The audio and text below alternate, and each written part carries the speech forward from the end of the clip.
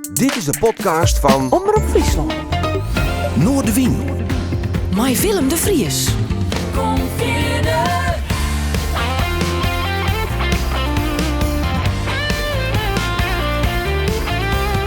Alles wat er speelt. Omroep Friesland. Just for tonight, there's no goodbye. You walk me home, I'm gonna let you inside.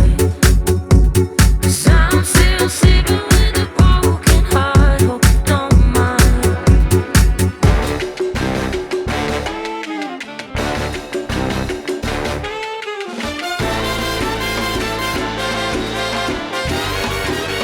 Dit is Noordewien.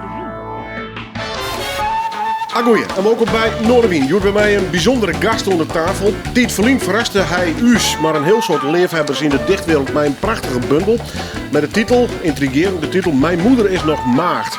Intussen had hij een aardige populariteit opgebouwd, net alleen in Friesland, maar is hij ook met de Nederlandse taal. En ik begreep zelfs in het Engels. Een skruwtalent en een intrigerend mees. Reden genoeg om eens even uit te nodigen. Dirk Hannema, mooi dat je er bent. Welkom, hoe is het? Tig dank.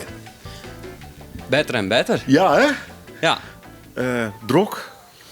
ja, heel druk. Ja, hè? Waar mij vooral? Heel soort screwen. Ik ben heel bot bezig met wat ik in de oude fjouwerieën maken heb. Om dat wat meer te structureren. Want dat wordt al in een map klapt. 2022, één lange lijst. Met dingen die oud binnen, net oud binnen. Ideeën die goed binnen, ideeën die net goed binnen. En ja, ik heb even net de MB's paraat. Maar volgens mij gaat het om 100 gigabyte om materiaal. Maar ik film dus en Noordewien heb een mp3 van. Nou, dat wil ik gewoon heel goed ordend op metadata. Dat ik gewoon binnen 30 seconden erbij kan. Ja. Wat ik hem het. En nu ben ik voor elk dingetje. Ik heb vanmorgen nog naar Noordewien gezocht.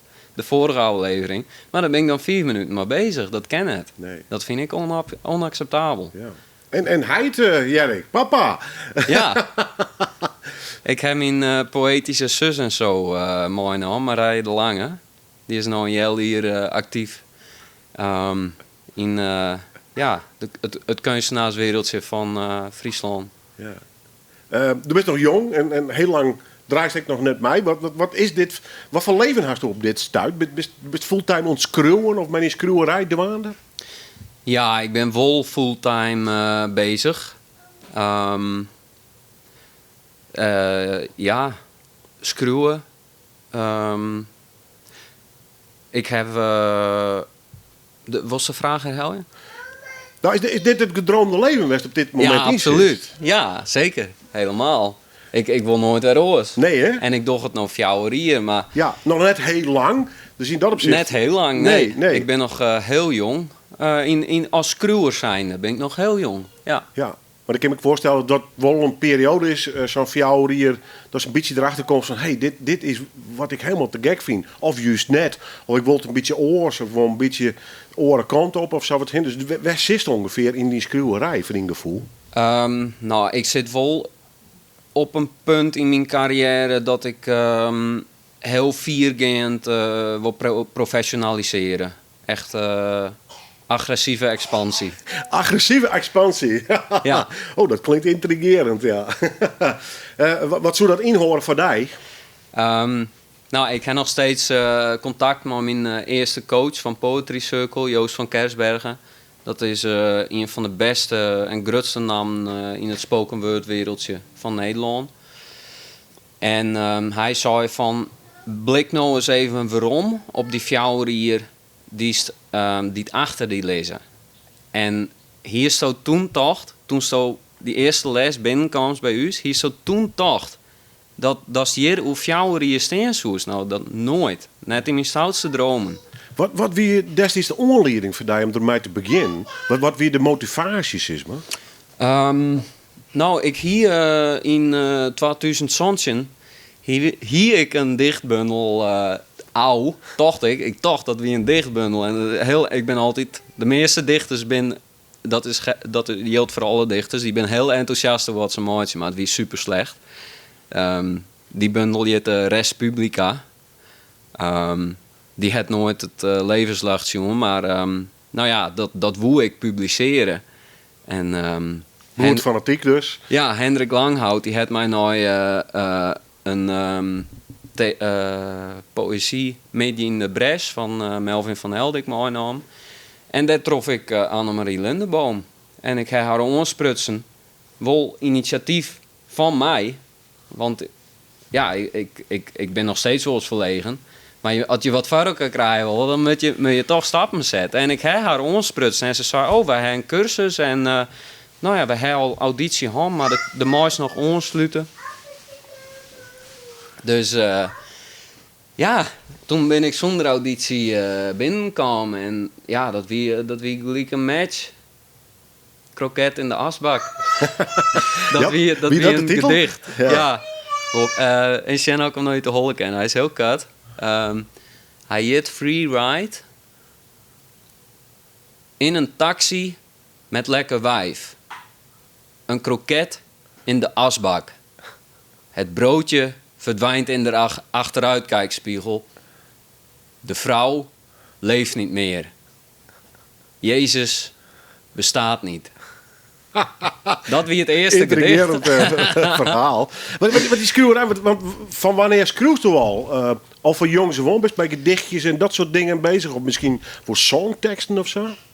Ja, ik zie het op de fiets hier naartoe en ik zie het nog een beetje nooit het ding van wat is de levensloop. Maar eigenlijk moet ik wel zeggen dat dat al begon voordat ik lezen kon. Want wat ik nog weet is dat ik een boekje hier van Bert en Ernie als jong ben voor groep draaien.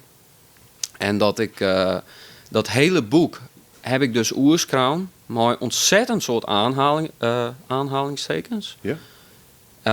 Dat wie echt monnikenwerk. En toen wie ik, 4 jaar, ik kon net eerst lezen wat er stien. Maar ik heb dat tot in perfectie heb ik dat oernaam.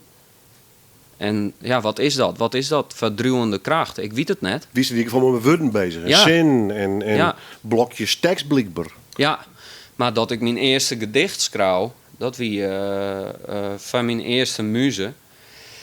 Ik wist toen net dat het woord bestien. Maar ik zie het buiten onder een heldere sterrenhemel. En het wie ijskoud. En ik zie het buiten koffie te drinken en te roken. En het wie hartstikke helder, de lucht.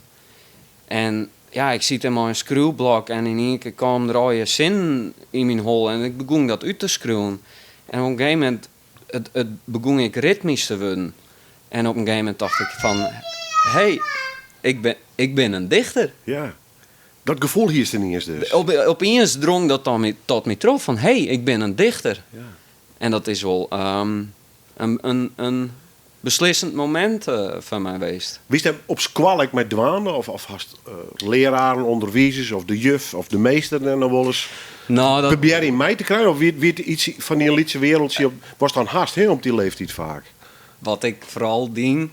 Wat ik op het VWO leert, is dat is maar heel weinig, maar heel soort woorden, niks is er. Dat heb ik daar geleerd, maar ik het gestelde. Maar heel weinig woorden, een heel soort is er. En ja, het wie dan meer dat ik zeg maar, sommige leraren die hinden dan net op mij, maar ze konden me ook nergens op pakken, want ik wie altijd correct. En wie Rinse de Boer, dat wie mijn teamleider VWO. En die wie ik Nederlands leraar. En dat is eigenlijk nou een beetje mijn levensmotto worden. En dat is... vandaag ben ik goed geluimd. En ik geloof in het goede in de mens. Mooi, prachtig motto, toch? Ja. Ja. Had dat van de natuur of weer dat een soort thema was die zelfs nu al vertelt? Nee, dat is pas in de laatste jaren is dat ontstaan. Want ja, ik heb een persverleden van benedenbouw. Dat wie echt heel intens. Dat ik gewoon 3 jaar lang heel slecht behandeld ben door leeftijdsgenoten.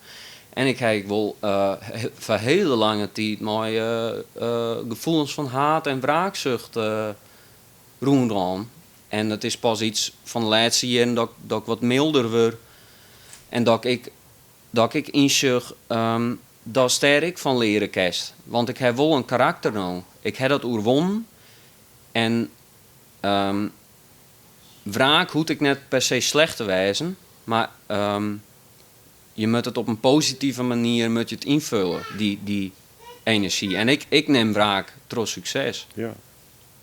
Die kramp, zeg maar, die best wel wat kwijt dus. Ja, ik ben Ik kan me voorstellen dat wel heel lang een soort knoop in die maag effect gewoon had, of niet? Dat is vreselijk. Het is super cliché, maar haat, dat maakt het die helemaal kapot. Echt weer. Ja, Ja, dat verskort hij, hè? ja daar giet zo'n ten gronde. Ja. Dat is vreselijk. Ja. Maar dus cruist en de best er, en had succes. Ja, En ik vind het mooi dat is de best. We hebben muziek. Al draait het tussen. Paul Kalkbrenner. ja. Waarom deze meneer Kalkbrenner? Gewoon mooie muziek of had er nog een verhaal bij? Ja, het is no goodbye. Er is het sprookje van Doorn Roosje. Ze is maar de prins die haar wekker tuutje wil. En als hij door die rozen vecht met zijn zwaard, hij slaat er een paard in, dan komt hij al je liekentje in. En wat ben die lieken nou? Dat ben jedere versies van hemzelf. Die het jedder proberen, hè. En dan moest ik zo lang bloeien proberen en nooit op Jan. En dan bereik je zoals worst.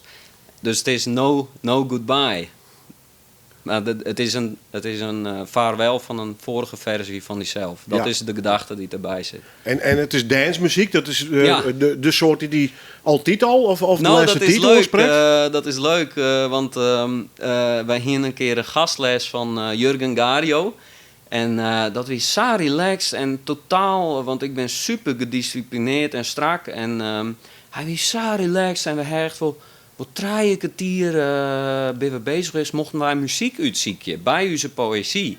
Nou, ik denk, dit is niks van mij, maar ik doe altijd wat de leraar zei, dus ik het wel.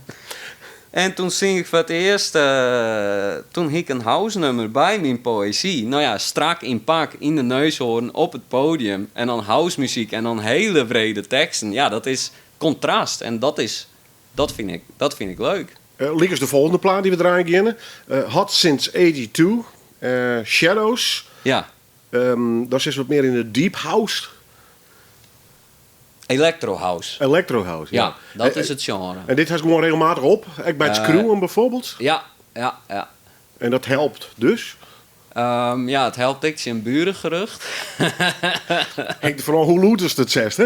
Want anders Bluetooth. Ja. Want anders komen ze bij die jongen Ja, bij. ja. Hè? Ja. We beginnen draaien. Hot Since 82.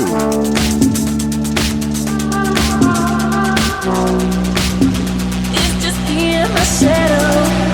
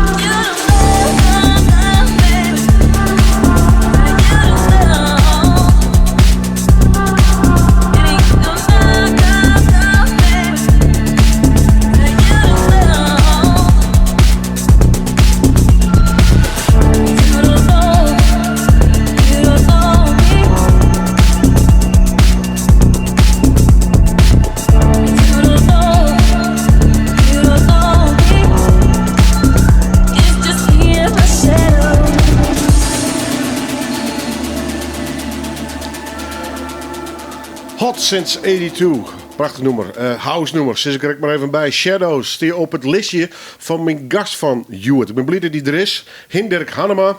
We hebben al eens even wat de gast horen in Noorderwien op televisie. En Juwet is even wat langer. Met muziek. En natuurlijk ook het verhaal van zijn schreeuwerij. Een tijd geleden kwam hij uit met zijn eerste bundel. Mijn moeder is nog maagd. Dat is een opvallend boekwerk geworden. En net alleen in Friesland, maar ik de boeten. Komen de reacties op binnen, dat is alleen maar hartstikke mooi. Even een licht stukje, wat door haast Hinderk Ismus. Genghis Khan, Alexander de Grote, Napoleon en Hinderk hebben één ding gemeen. Ze komen allemaal uit de provincie.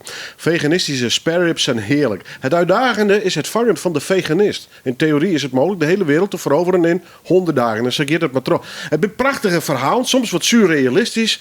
Het zit alle kanten op. Soms is het gewoon politiek beladen van alles wat. Is eerder een soort Hinderk-stijl in Tusken. Hoe is dat zelf eigenlijk? Het is soms heel confronterend. Prikkels het meest connect met uitspraken. Ja? Provocerend, had ik het wel eens wat. Maar bedoel je dat provocerend? Nou, bedoel je dat zo? Dat vreeg ik mij wel. Ja, ik herinner je me dat me die vraag vorige keer ik stelde. Dus. En dat is heel gek. Ik schreeuw nooit en never om te confronteren, provoceren, nooit. Sterker nog, ik vind zelfs van mezelf dat ik net provocerend genoeg ben. En ik krijg... dat is eigenlijk de enige die mij die vraag stelt. Dat het heel uitdagend was, Dos. Dus kom maar op. Dat gevoel krijg ik bij die schreeuwen. Dat bedoel ik heel positief. Wat kom maar op? In die stijl Ja. zit iets heel uitnodigends. Van dat is meestal een tinkensest, heb ik het gevoel. Ja, ik denk dat ik heel ontwapenend ben, omdat ik gewoon authentiek ben. Ik maak je wat ik mooi vind. En ik zit je nou in pak. Nou, waarom zit ik hier in pak? Iedereen in Nederland draagt een spiekerbroek. Dus kom ik in pak binnen. Ja. Als iedereen in pak binnenkomt, dus doe de spiekerbroek dan doe ik een spiekerbroek aan. Als je opvallen wil, dan moet je jezelf op wat voor manier dan ik onderscheiden. Ja. En natuurlijk, wat ik lever je, dat komt heel... Dat is perfectie. Ja. Dat kan het beter. Dat ken ik net beter. Dat ken ik net beter dan. Wat je erin stiert, dat kan ik net beter maken. Wat best enorm met ons van West en nijtinken en... Nee, dat gebeurt nooit. Ik schreeuw het in één keer. Clear. Kedank, dit is. Ja. Sommige gedichten, kwartier, Ja. Wordt niks meer onskaafd. Nee, want sommigen die beginnen echt met wutjes, nog dit en... Ja, er zit je... Als ik dit nou wel lees, je gelooft nooit in psychologen. Al helemaal niet als ze je aanspreken met majesteit. Dat ging ik nog wel verhoren. Van geloof altijd in psychologen, al helemaal als je aanspreken met majesteit. Ja, precies. Ja. Want dat is een leukere... maar in principe, ja, dat is dan de tijd. Maar op het moment dat ik het in die tijd is het perfect. Ja. En dan omdat je weer verder ontwikkelt, dan zul je nog wel wat, maar het is voor mij op een gegeven moment. Ik kan het dan niet loslaten. Ja. Het had net helemaal om, toen kwam en die had je van die Noors te lezen, nog met de bijwerkingen. Ja, dat is wat vervelend, want er zijn nou inmiddels honderden verkocht. En ik heb er nooit bij stilstaan dat ik de bijwerkingen weer vergeten te verstrekken. Dus ja, op elk moment dat het mogelijk is, dan griep ik mijn kans om dat wel rug te zetten. En wat binnen de bijwerkingen in dit kader, zeg maar? Welke invloed deze bundel op die leven herken? Weet je wel even jij litten? Ja. Dit geneesmiddel kan slimme bijwerkingen veroorzaken bij mensen maar een oergevoeligens voor de afwezigens van werkzame stoffen. De onbevelde dosering net meer dan 10 keer te buiten gaan. Voor 1 op de 10 mensen. Jo vinden hinderlijk ondwaanlijk. Mensen omschreeuwen jou als uitsliepen. Jo sjogge het totaalplaatje. Jo posten foto's van je sixpack op social media. Ek al is jouw sixpack nog net zichtbaar en ben je er nog ontevreden over. Je pakken de regie in je leven en je verdient meer geld als je eer winnen zou in een steedsloterij. Dan vertraai je op de 10 mensen. Je skill je advocaat om te vragen of de hele raad voor je wel legaal is. Je gaat hinderken op plakken dat het net nodig is. De definitie van hinderken is zo: acties op zo'n superieure wijze uitvieren dat het grenst om perfectie, maar altijd geweldige resultaten. Er ontstaan machtsverhoudingen in je leven. Je zult op autoritaire wijze je boodschappen doen en je huishouden bestieren. Je vraagt je alle dagen al wat de politie-sirenes voor jou bedoeld binnen. Je komt aan het besef dat arrestatieteams geen sirenes gebruiken. Je krijgt teletextpsychoses. Dan gaan we verder naar voor 10 op de 10 mensen, de bijwerkingen. Je krijgt het gevoel onder waarheid te wonen, maar weet dan nog net hoe. Om redenen die jou onbekend binnen, sammel je hammers. Jouw problemen doch jouw denken aan speakers die jou op een kop slaan willen. Je vertelt op feestjes en partijen enthousiast over jouw hammersammeling. Je zocht in alle crisis een siertje wat hem ontkimmen kan aan kans. Je vraagt je aan wat het budget dat mensen koffie met jou drinken willen. Je gaat klappen voor minder poëzie-optredens om zo het fundament van de maatschappij te ondermijnen. Dan voor 12 op de 10 mensen. Je krijgt interesse in steedsgrepen. Je zult er boeken nu lezen. Je krijgt een soort wenske intimiteiten. Je krijgt een partner of partners, omdat ze zo onder de indruk binnen van je hammersammeling. Je hebt betere seks met je partner of partners. Je krijgt ongemakkelijke orgasmes op plakken op het lichaam die buiten de erogene zones zitten. Voorbeelden binnen kiel, noos en eerorgasmes, maar ook op de jermtakken, knibbels, tjen enzovoort. Dan voor 50 op de 10 mensen. Je denkt dat Jezus lieken essentieel is met hinderk. Je wil een banaan wezen in komkommertijd. Je krijgt interesse in de kolonisatie van Mars. Je krijgt bewondering voor Hendrik, omdat er de grootste en meest imposante hammersammeling had. Van Eltsenien. Mooi. De bijwerkingen van Hindirk. En dat had alles te krijgen met mij een prachtige bundel. Trouwens, gelukkig best in het Frieskië dwaande, maar kijk die 12 taaltalig in tussen nemen. Frans ben ik een beetje mee bezig, maar zeker taaltalig, absoluut. Ja, en dan had ik het door het Fries, Nederlands en het Engels, hè? Ja. Fries en de Friese dialecten, Nederlands en Engels. Ja. Want dan ben ik boos boeten de provincie. Ja, ik heb in Vlaanderen, in Antwerpen optreden. Dus dan wil het Fries meer als klanktaal, opdat ze het misschien net verstaan, of broeks dan wil het Nederlands daar?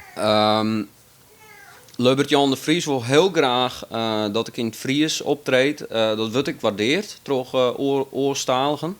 Maar ja, ik vind het belang om begrepen te worden nog verder wegen dan de taal zelf. Dat is uiteindelijk wel de bedoeling, hè? Dat is die verhaal vertellen is. Ja, en daarom vind ik het mooi om naar een Spaanse performance te luisteren. Want je krijgt wel de energie en de emotie mooi.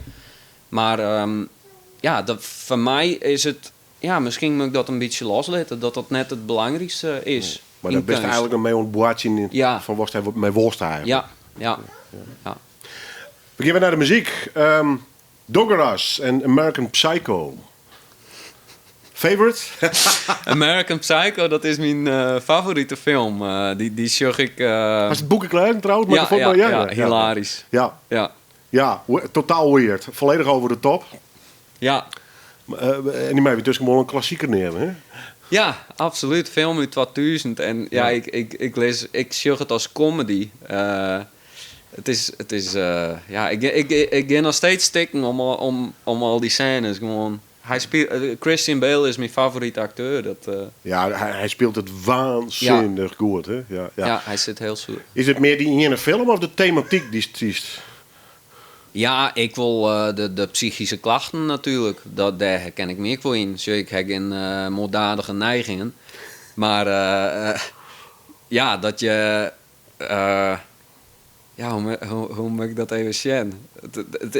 De absurditeit eigenlijk? Ja, de absurditeit. En soms dan worst ik echt iemand onvleenen. Of, nou ja, ik ben ook totally clean. Maar had ik iemand zag, een drugsverslaafde dakloze, nou dat is een oorthema, maar ik wilde bij waai bloeien, maar dat is omdat ik weet van mezelf, als ik minder geluk hier had, dan hier ik zou erbij aan. En net zou eindigen, want je weet er net hoe het verhaal verder gaat, maar ik dat punt bereiken kan. Een soort angst nog steeds? Was daar nog veelst? Of een macht? Ja, nee? Ja, echt angst. Ja. Ja. En ja, president Bush had het ik wel zo. En had hij dan een alcoholverslaafde op straat zich, daar hek dat ik wou van dat hij dat ziet ergens kroon dat hij nog steeds denkt van nou, zou hier ik eindig ken. Wat ik minder blokje aan. Gelukkig, in ieder geval, ik ben die de goede kant op gaan. Ja. Zit hier rond tafel en geven we de muziek draaien. We hebben het dus een OH. Comedy. En dan op een heel absurde manier. De American Psycho. Maar dan in dit geval vertaald naar een nummer van Douglas.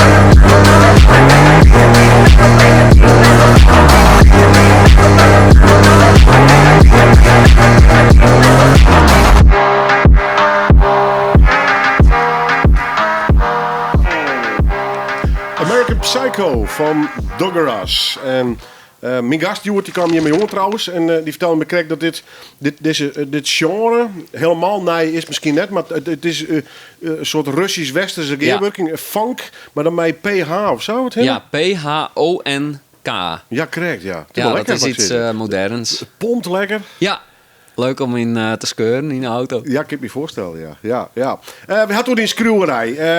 Want er is nog een Irisch fjouwer douane. Dichter, poetry, slam, spoken word, een beetje die hoeken. Wel echt van deze tijd. Dat is wel aardig, want toen kwam ze kijken, en dat maakt toch even het juiste van weten. Toen kwam ze kijken met die bundel om, maar daarnaast lijkt nog een orenbundel. Nou, vertel het zelf maar even, waar is die van? En waar gaat die hoor? Ja, dit is het politieke testament van keizer Augustus, die ik als mijn literaire huid beschouw. En weliswaar vergelijk ik mezelf net met keizer Augustus, maar ik spiegel je me aan hem. Ja, hoe vind je dat? Ik bedoel, verdiepers die zich heel wat is aan persoon dan? Hoe maakt dat zien? Ja, ja, ik verdiep me heel sterk in zijn persoon. En Augustus, dat weet de meesten net. Wij hebben nog steeds de maand Augustus. Wat nog wel een literair feit is. Als cruise zijnde. Dat er nog steeds een maand is. Die nooit neemt wordt. Maar in dit werk stiet dus geen letter te volle en geen letter te min. En het is al je feitelijk. En dat heeft voor mij een enorme kracht. En hij had dus ik geen oppositie, omdat hij oerop boven stiert. En wat probeert hij te vertellen dan? Ja, eigenlijk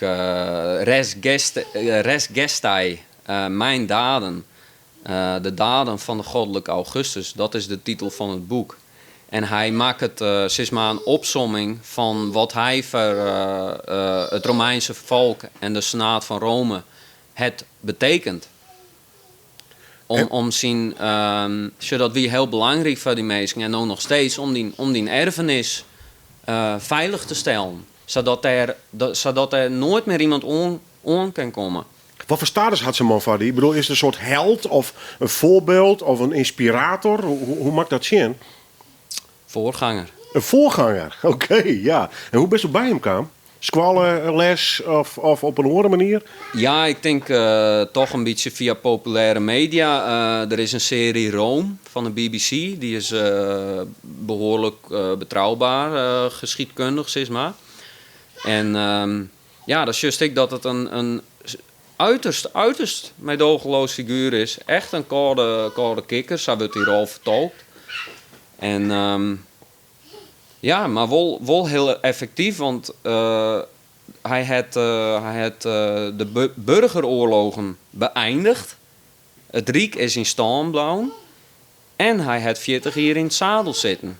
En er zijn een hoop regeringsleiders die daar jaloers op zijn. Ja, meestal is het net zo lang. Hè? Ik net in het verliezen, nee. Wat voor rol speelt het überhaupt in je leven? Ik bedoel, dit lijst dus, dat is toen een onsprekend figuur. Ja. Is dit een leidmotief in je eigen leven of in je dichten alleen? Zo zo'n rol ambiëren, bij wijze van spreken? Ja, absoluut. En het komt ik heel erg sterk waarom het motief van wraak. Want Julius Caesar ze vermoorden in de Senaat. En hij zit dan in Macedonië als hoofd van de cavalerie van het leger van Caesar. Dat was de heetste functie. En hij wordt per testament tot de zoon van Caesar verklaard.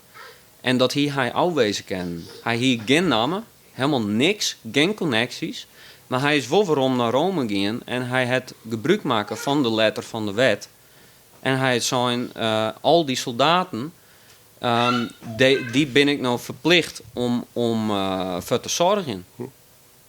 Dat die straks mijn pensioen kennen, dat die loon krijgen, want dat weer altijd een basis voor conflict.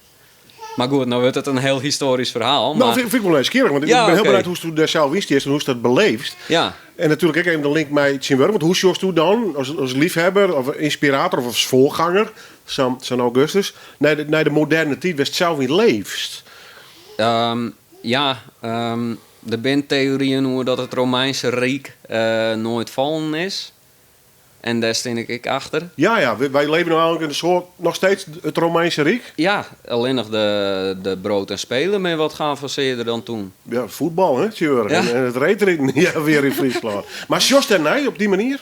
Ja, absoluut. Ja. Dat wij nog steeds op de ruïnes van de Romeinse tijd uw leven baseren? Nee, de hele staatsinrichting is ik nog steeds Nog steeds hetzelfde, Ja. ja. Als nou Amerika just, het Romeinse Rijk hier 2 consuls, maar de Amerikaanse staatsinrichting is van 1 consul. En dan net voor 1 hier, maar voor 4 hier. Maar zouden wij dan echt zo'n Augustus-achtig type leider nodig gaan vindt? Ja, de volgende vraag is, besto dat? Ik ben Roppen, maar ik wil nog net Roppen. Oké. Dat is een groot verschil. Ja, zo viel dat. Ja, Ja. absoluut. Ja. En is dat verbeelding of... Nee, dat kan ik wel onderbouwen, maar dan hebben we langer dan een uur nodig. Maar ik zie een hele sterke stroming naar een sterke leiderfiguur. Is het te slop, maar horen we het nou? Te slap. De leiders van nou, Tjeburg in de westerse wereld? Nee, zo zie ik dat niet nooit. Ik denk dat al die mensen mooi werken aan dat plan om een ultieme leiderfiguur, om daar een vraag naar te creëren. En los van dat ik dat wil, ja of nee, maar ik zie gewoon die trend in de wereldpolitiek. Hoe vertaalt zich dat naar die dichterschapsisme? Ja, ik verweef politieke ideeën, mooi poëzie. Mensen in die bundel lezen, snappen ze die gedichten beter met deze wetenschap als daar, of niet? Ik denk het, ja. Ik weet eigenlijk net zo goed hoe het meesten er naar zeggen oors dan dat ik super positieve reacties krijg. En wat ik doch bij een optreden is ik ga nooit voor applaus in Nederland. Want er wordt altijd applaudisseerd. Dat is uit fatsoen. Maar het is een beleefd iets ding, hè? Eigenlijk. Ja, dat is beleefdheid. Van, oh, wat goed dat hij op het podium kwam is. Een lach, luidje, dat wordt net faked. Dat is echt. Dat doen mensen net nep. Dus ik ga altijd voor entertainment. Mensen laten luidje. Want daarom kan ik toetsen als ik succesvol ben.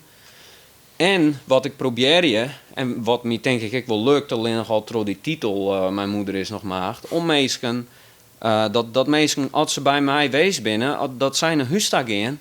En dat ze zeggen van, oh, wat we van de mooi maken, hè? Dan zing je hier op het podium en mijn moeder is nog maagd, bla bla bla, wereldheerschappij. Geweldig! Nou, dat is de beste reclame die het is. Een soort verrassingseffect. En dat mensen mij een soort verwondering hoe ze beginnen van dit is een wat roze als normaal. Ja, en ik gewoon best wel drege onderwerpen gewoon op een luchtige manier bespreekbaar maatje. En ik wil, je kan mensen in principe oeren om te laatje. Dat is maar krek hoe je het verpakken. Context. Ja. Ja. Du hast al je papieren mijn naam. Ja. Een dichter geen gedichten voordragen litten, dat vind ik eigenlijk een heel keel en een vreemd programma. Dus als je nog iets moois hast. Ja, ik heb nog fjouwer katten stikken. Want ik ben dus met de naaie bundel bezig. De werktitel is Deze bundel gaat niet over macht. Oké. En ik heb dus mijn raison d'être voen. Mijn reden van bestaan. En die is zo. Wie bestaan, zodat dus men weer op jouw poorten staan kan. Onder uw ouderlijk gezag is het bijna neer verlen. Wie leven en waar je jonken een oor. Uit een oor giet dus net on het verstaan. Jimmer is het bestaan van het eeuwige bekoor. De luw zijn heerschappij djerpet. Zijn eigen strielen de oorlog van het lucht. En ik schrouw dit van, ik zie het gewoon te denken van waarom leef ik eigenlijk? Want hoe weet ik wel? Wat weet ik wel? Maar waarom? En toen kwam die eerste zin van wij bestaan zodat uw men weer op jouw poorten stinken. En ik dacht dat is niet te poëtisch, daar doe ik het net voor. Daar heb ik een nacht toe sliert en toen kwam er nog meer binnen. Want en nooit is ik onder uw ouderlijk gezag is het bijna neer verlen. Maar daarmee bedoel ik het ben in die zelf. Dat beschermen moest. En djerpet, dat Mooi woord. Ja, wist je wat het betekent? Nee. En ik net. Nee, ik ken heel ingewikkeld man en eigenwijs en krijg maar ook alles wit, maar nee, maar ik weet het net. Ik kreeg het binnen en ik denk, wat dit is, ik wist net wat het betekent. De luw zijn heerschappij djerpet. Toen heb ik dat opzocht. Ik denk, wat is dit? Hoe kom ik? Dit heb ik nooit ergens lezen. Dus dat komt gewoon binnen op een of andere manier. Lexicon Friesicum leest. Djerskutting, de woord. Friezen scheiden hun land af door middel van tussengelegen geulen met water, die, als ze niet gevuld zijn met water, het vee oversteekt naar naastgelegen weilanden van anderen. Dus de sloten en greppels worden om de zoveel tijd vrijgemaakt van drek, zodat het vee op hun eigen wei blijft, hetgeen dierskutten heet. Klaar. Ja, maar dat griept weer om op die kool. Ja, Maar hoe kan dat binnenkomt? dat is poëzie. Ja, Ja, toch? Ja. Je mag ik net alles uitlezen willen. nee. Nee. Nou ja, en nou ben ik wel de poëet die zijn eigen poëzie uitlaat. Ja, maar, nou, één keer vind ik wel heel mooi. Dat, Oké. Voor de geschiedschrijving vind ik dit wel eens even mooi. Om Ja. de maestro even gewoon het wit letten van wat zit erachter. Ja, Haast nog één. binnen het decennium. Ik ga absolute macht door de wereld. Ik ga een babyboom start Genghis Khan stil. Ik heb controle en eigendom. Hoe 60% van alle yield en middels van een vrouw. En kom er maar fut. Dit is nagelnij of dit lei al even? Ja, dit is een maand oud. Ja. Zijn nije bundel, daar best dus nou mee dwaande. Hoe haast dat al in die holle kleer of net? Ja, hoe ik vaak schreeuw is dat ik bedenk een begin en een eind of een eind en een begin. En dan fantaseer ik wat er tussenin zit. Maar als het een kop en een stut heeft, dan kom ik er altijd uit. Dan komt het er wel uit, ja. Ja, en hij had nou een kop en een stut.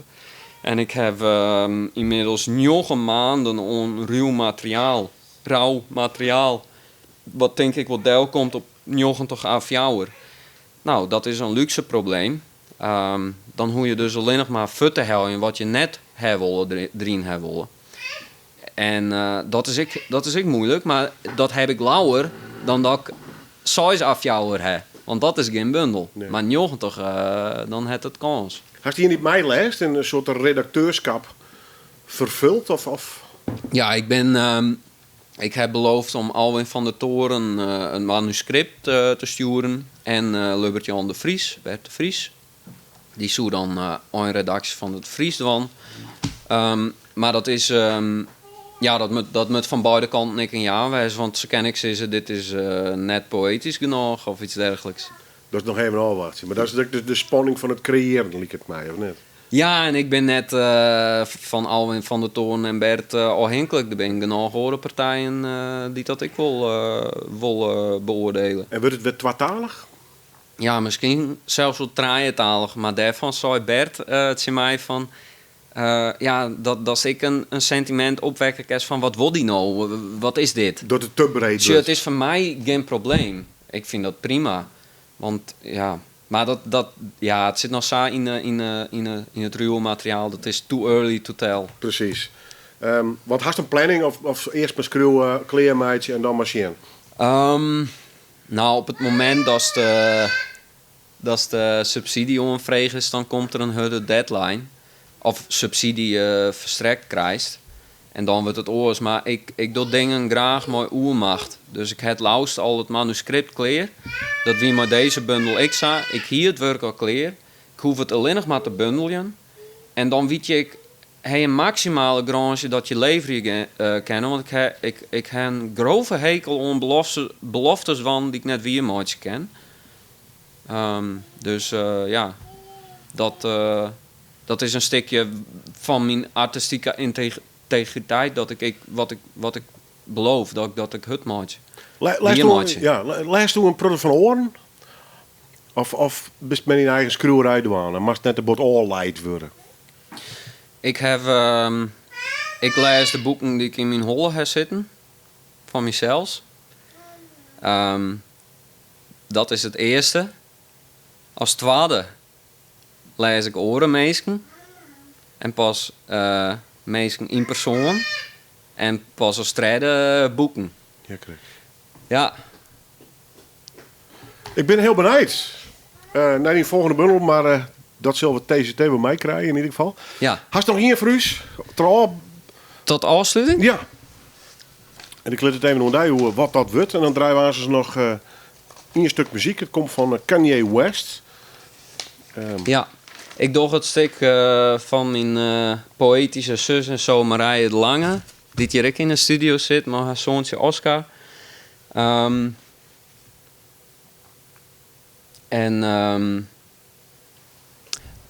Dat gaat zo. Hebben we geen of één wederopstanding nodig. Ik zeg vaak niet wat ik wel weet. Zijn we volmaakt of mismaakt? Voor ieder uiteinde is een zwakte te vinden. De mensheid kent duizenden variaties en één massa, maar we lijken steeds meer op elkaar. Wie zich anders uit, wordt gecanceld of gemuilkorfd. Is de geschiedenis accepteren misschien lastiger dan haar verdraaien? Broodje Surinaamse kip wordt broodje kip met saus. Het nieuwe schoonheidsideaal identiek. Er wordt op de man gespeeld en niet meer op de bal. De massa smult. Het systeem wordt autonomer, emoties monotoner. De authenticiteit verliest en controle verziekt. Winnen we niet meer met ironie dan met censuur? Polderen is in Nederland een gewoonte, maar er bestaat uitsluitend nog consensus over onvrede. We verder terug, mijn gastjoerd, Hendrik Hannema. We draaien nog in plaats. See You in My Nightmares van Kanye West. Favoriet nummer, favoriete artiest? Die vraag let ik even. Dank u wel. Okay, I'm back up on my grind. You do you and I'm just gonna do mine. You do you cause I'm just gonna be fine.